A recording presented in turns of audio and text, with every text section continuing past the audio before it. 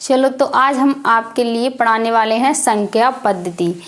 देखो बहुत आसान तरीके से, और ये सीखने के लिए आप हमारी वीडियो शुरू से एंड तक ज़रूर देखें और हमारे वीडियो को लाइक और सब्सक्राइब करना नहीं भूलें। चलो देखते हैं सवाल। हमारा सवाल है संख्या पद्धति का। सबसे पहले हम देखते हैं प्राकृतिक संख्याएं। प्राकृतिक संख्याएं कौन सी होती हैं? प्राकृतिक संख्या क्या होती हैं? तो देखो प्राकृतिक संख्या हमारी वो होती हैं जो क्रम बाई क्रम चलती रहती हैं, जैसे 1 2 3 4 5 ऐसे ही चलती रहती हैं। ये हो गई हमारी प्राकृतिक संख्याएं। अब हमारे दूसरी क्या है? दूसरा है हमारे पूर्ण संख्याएं। अब हमने देखा प्राकृतिक संख्याएं तो हो गई हमारी 1 2 3 4 5 6 ये अनंत तक चलती रहेंगी। अब हमारी पूर्ण संख्या क्या होती हैं? पूर्ण संख्या हमारी वो होती हैं जो प्राकृतिक संख्या है इसी में आगे हम 0 लगा देते हैं, जैसे 0 1 2 3 4 5 6 ऐसे ही चलती रहती हैं। ये हो गई हमारी प्राकृतिक संख्याएं। अब हमारा तीसरा है पूर्णांक संख्याएं। तो देखो हमारी पूर्णांक संख्या क्या होती है? पूर्णांक संख्याएं देखो सबसे पहले पूर्णांक संख्या देखिए।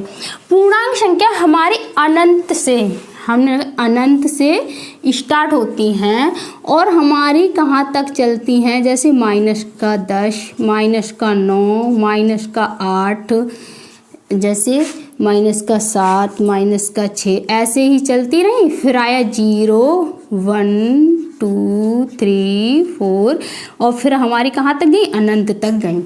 ये हो गई हमारी पूर्णांक संख्याएं।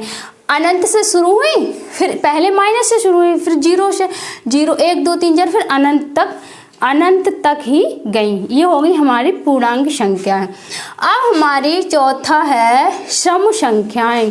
तो देखो सम संख्याएं क्या होती हैं? सम संख्याएं देखो, सम संख्याएं हम वैसे तो आराम से लिख सकते हैं, अगर फिर भी भूल जाते हैं तो इसकी एक ट्रिक देखो। हमारी हैं सम संख्याएं, पहले देखो 2 4 6 8 10 ये चलती रहती हैं। तो हमने देखा देखो 2 से 4 ये 2 से कटने वाली सब संख्याएं होती हैं, वो सम संख्याएं होती हैं। हमने देखा ये सब आ रही हैं, वो 2 से कटने वाली संख्याएं आ रही हैं, वो हमारी सम संख्याएं हैं। तो सम संख्याएं क्या होगी हमारी? 2 4 6 8 10 ऐसे ही चलती रहती हैं। अब है हमारा विषम संख्याएं। तो देखो विषम संख्या क्या होती है? सम संख्याएं वो होती हैं जो 2 से कटती रहती हैं और विषम संख्याएं वो होती हैं जो 2 से नहीं कटती हैं। जैसे देखो यहाँ 1 3 5 7 9 11 13 15 ऐसे ही चलती रहती हैं।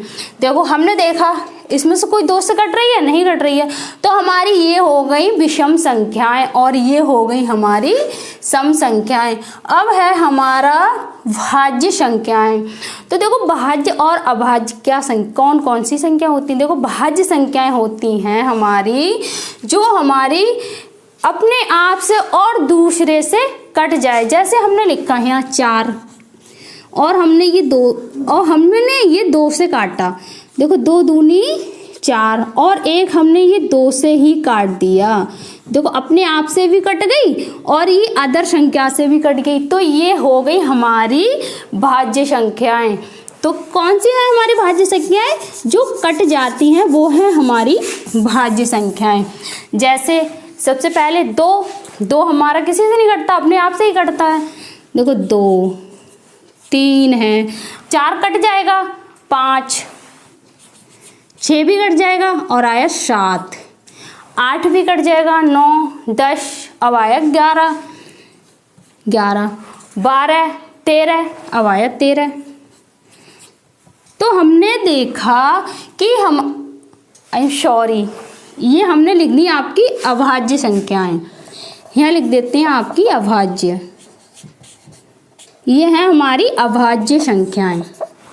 ये हमारी है अभाज्य संख्याएं। ये 2 है, 3 है, 5 हैं, 7 हैं, 11 हैं, 13 हैं, ये ऐसे ही चलने वाली वो हैं एक हमारी अभाज्य संख्याएं।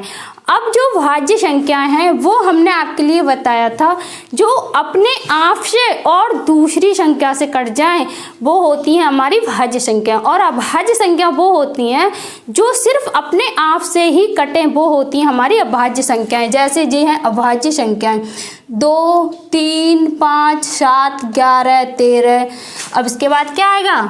देखो 13, 14 भी कट जाएगा, 15, 16, 17, तो हमारा आया 17। ऐसे ही चलती रहेंगी। अब देखो, अब आई हमारी भाज्य संख्या है, तो भाज्य संख्या क्या होगी?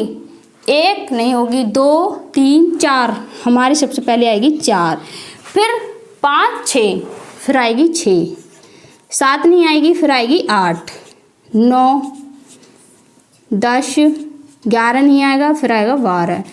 ऐसे ही हमारी चलती रहेंगी। ये है हमारी भाज्य संख्याएं जो अपने आप से कटें और दूसरी संख्या से कटें। अब हमारी हैं परमेय संख्याएं। परमेय संख्याएं क्या होती हैं?